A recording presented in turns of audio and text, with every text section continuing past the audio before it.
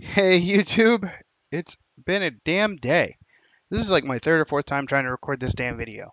So recently I did something called the Battle of the Backlog. And it was me going through and kind of doing unboxings of my backlog of just shit I bought. And I've already cursed, so YouTube's mad at this video, but I don't care. Um, Anyways, in the process of that, I said, hey, I'm going to get the Gharlghast, or when I call it different names every time because I think its name is ridiculous and I love to make fun of it. So that actually showed up today. It was scheduled to show up for the 20th. So I was like, okay, well, I'll put out another one of the backlog videos, and then I'll get it on the 20th and set that up for that following weekend or that Wednesday even. But it showed up early. It showed up on the 18th, and that being Thursday. So Friday, I was like, well, crap, I can get the video out literally around the time when it's coming out, and strike the iron while it's hot, and that's what we're doing today. So join me on this adventure while we unbox one of the Gharlghasts. The other one is already unboxed, assembled, and primed because I thought this was done, and I went to go edit it, and my audio was just wrecked. So I was like, okay, well, let's do it from the top, and at least unbox again the one that is not messed with at all. So this one is still technically fresh out of the box, but we'll see how it goes. Round, technically two of this part. Um, The intro I recorded a couple times because I had to test audio and stuff and make sure it was actually good. But let's crack on, shall we? Now, like I said, I've already put this one out. Like when I first wanted to do it, I wanted to do it fresh, but I kind of put everything together. This is the magnet pack that you get for free if you bought it early. I think they should make this free no matter what, but that's on them, I guess. If they want to, it makes sense trying to recoup their costs, but still, it feels bad, man. Like if you're gonna make the kit magnetizable from the get-go, just include the magnets. Even if you got to bump up the cost a couple bucks, like who's gonna buy the kit and have magnets ready to go? And if you do, I don't think you're gonna mind. You'll just throw the extra magnets into your backlog. So let's get a couple things out and prepped. Now, I complained about this, and I'm always gonna complain about it. The base. I'm not a fan of this. This is printed. Like you can see the lines kind of. Compared to like the old school injection molded ones. Like this feels like Warmachine to me. Like these old bases, this texture, I mean, it even has the facing. This is from my 120 Khador one. The the one I won from Captain Con, and Windows is wanting an update right now, and I got to tell it no. So this is printed. Both of them come this way. I'm not a fan of this. I don't know. Maybe that's just old man yells at cloud type of stuff. I don't like the fact that it's not the same one. The lip's the same. The size is the same. It doesn't have facing, but it doesn't need facing. This is not part of the kit. This is part of my basing video. If you've seen some of my older Orgoth stuff, you know how I print the skull base toppers and my whole army for Orgoth is mounted on those. They're just together like the magnets in the box so that when I go to do the kit, everything's in one place. Yeah, I want to keep the whole army cohesive. So supports wise, it's not terrible. It's good in most places. There's a couple bad ones. Like the chest here is pretty okay. They have a lot of the big supports. These bigger supports here, these I'm fine with. Like these are simple, easy to clean. They snap real quick. They don't have any issues with the hobby knife. These little bastards down here, these are what I'm not cool with. Like I would reckon, based on my experience with 3D printing, you probably don't even fucking need these. Like 90% of the time, my prints don't even have these, and I'm using like Lightsheet Anycubic, and it's usually okay, but these suck to clean. Like here, you have to get a very sharp hobby knife under there, and if you accidentally slip and score it, you're messing up the model. I'm just not a fan of those. And then if you get to the back, like it's just littered with them. And they're in an area where even if you snip them out properly, cleaning them is a pain. Like these ones up here, these are fine. These little ones down here can eat my ass. Like these should not be a thing. And if they need supports there 100%, then they need to re-engineer them. They need to get more of this, less of this. And I'm perfectly fine with supports being in a model. There's even some in here. that need to be cleaned up because that's part of the hobby. Is cleaning up your model, removing mold lines, gluing stuff together. That's always been a part of miniature hobbying, but it's one of those things where they have full control over these things in terms of supports. They can plan where they go. This one's not bad. The canister is probably the worst. Like around the feet armor, there's a little here and there. Like there's some there that need to be scraped. Um, but it's not bad. It's the newer resin. There's some down here in the booty. But it's all the thick ones. These ones are super easy. Most of the time, even a dull hobby knife will work. You just snip it and it clips without any issue. But I'm not a fan of the small spindly ones. And then I'm also not a fan, now that we're going to get to the heads, of ones you can't fucking get to. Like this guy. Come on, camera.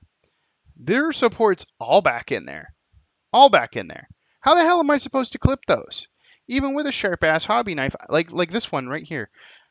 I can get to one side of this. Like, what do I do? Grab tweezers and yank? Like, come on. And like these little ones down here. You can't really see it because of the depth of field, but they're kind of deep in there. Like those won't be horrible, but they'll be kind of bad. The spider head is definitely the worst one to clean up in terms of trying to get all of those things back there. And I guess you could ignore them and leave them and just treat them like webbing, like the rest of it, but still, my OCD. These are the pipes. They connect these tubes here to the back of the gauntlets on the arms. They're easily marked, which is really neat. Like right here on the ball. Come on. Yeah, you kind of focus. It's got an R in there. There you go. So we know this is for right, this is left. I mean, it's pretty easy to tell too. The thick side plugs into the gauntlet. The thin side plugs into the tank there. Easy peasy. This head was a joy to work with. I kind of got a kick out of the little spider supports here on the nose because they're easily coned. Like if you're going to use small spindly supports, this is the right way to do it. Putting them in an area with easy access that I don't have to worry about slipping and damaging the model. Around here, not so much. Not a fan. Like, yeah, I can get in there, but due to the angle and everything, that one's kind of a pain. The guns weren't bad. It's the small spindly ones, but they're in an area that you can easily get in and swipe and clean up. Like, using them shouldn't be 100% not the thing, but they should be used sparingly and properly. One of the missile pods, which I think it's funny that these are magnetizable, mainly because of the fact for transport. Yeah, this one has many supports. They're easy to actually get to. The other one doesn't. This one has not been cleaned up at all. This is the right one. No supports at all. I think during the design elements, they were probably like, hey, we could totally put a different top weapon up, and they were probably planning on it, and they're like, nah, let's just do rockets only. And then just say that you can take them off for transport. They didn't want to give him too many options. Or watch there be like an upgrade kit later to make him a character and it uses those slots. And the people who glued in their missile pods thinking that they were permanent would be pissed. But I mean, that's not something I see Privateer doing. If they do it in the future, they could be like, oh, well, we weren't considering it until later. And I would probably give them a pass. These guns, this one specifically, between both kits, no cleanup at all. It was great. And then we'll go into the next one. And this is just arms and arm equipment and stuff like that. These are more of those little tree ones. They're not bad. I would say the problem with these things, the small ones, is that if they lose tension, they become a massive pain in the ass to trim. So my advice is, in the case of the trees, trim where multiple of the branches are, like the areas that are all out, like this side, so that you can then come through and cut the trunk easier and not have to worry about tension going away. The arms they designed extremely well. There's basically two different types of the way that the arms work. This is socketed into this arm.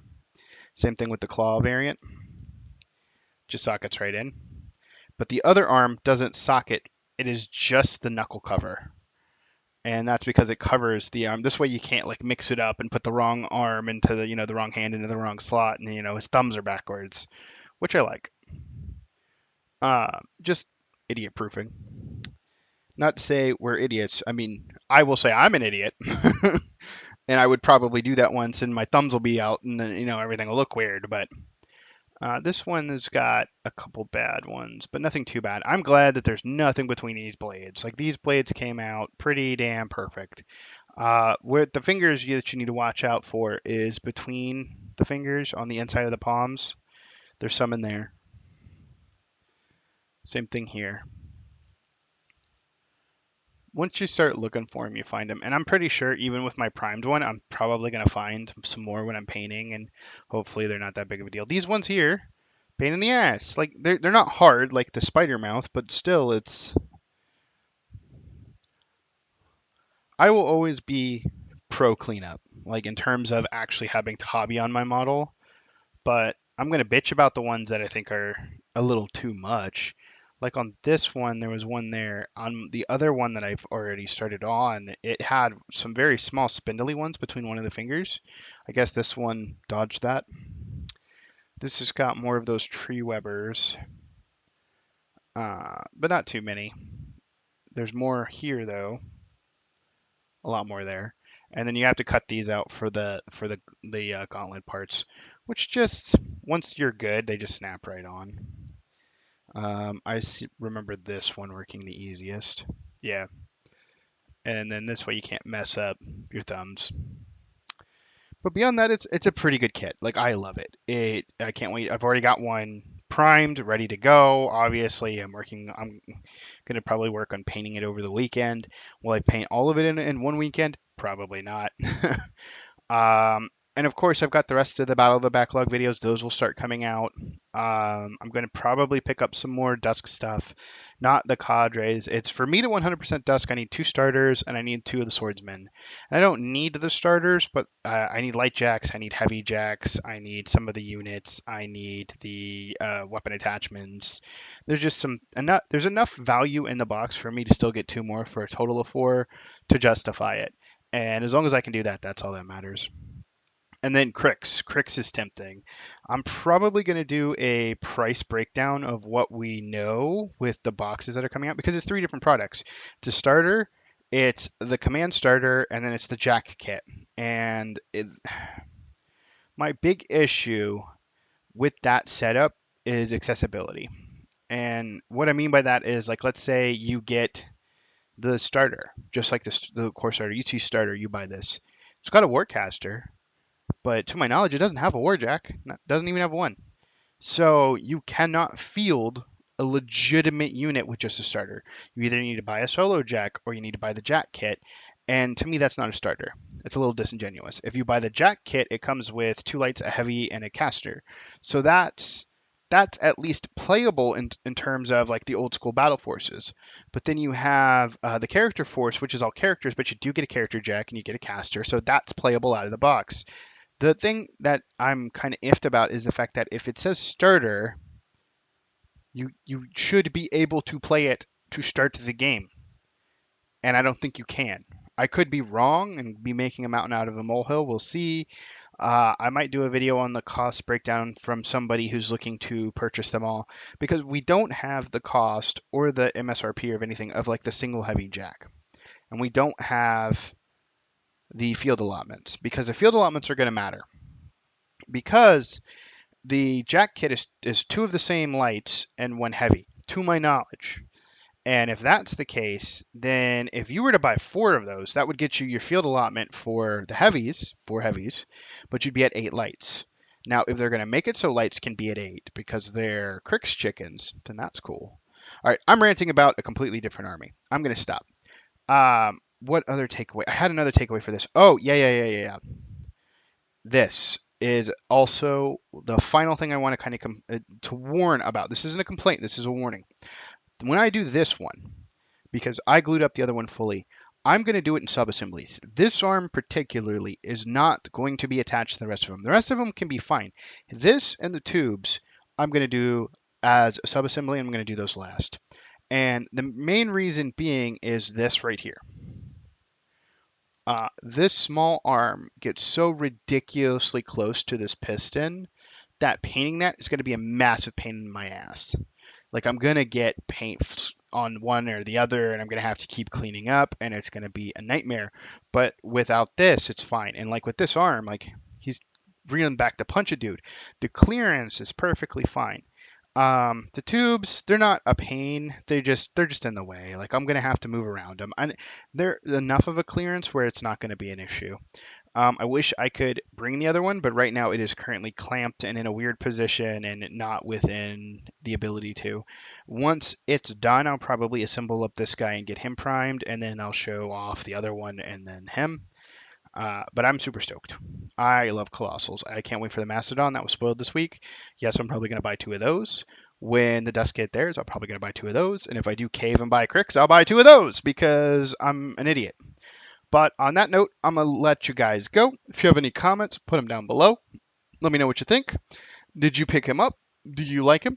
Or did you not pick him up because he's the first gen and God only knows how fiddly these things are going to be, like the balloons, how they started to sag to one side. Hopefully, knock on wood. I shook my camera when I did that. Hopefully, knock on wood, we don't get that here. But yeah, I'm going to let you guys go. Thank you for hanging out. If you got any comments, let me know, and I'll see you guys in the next one. Peace.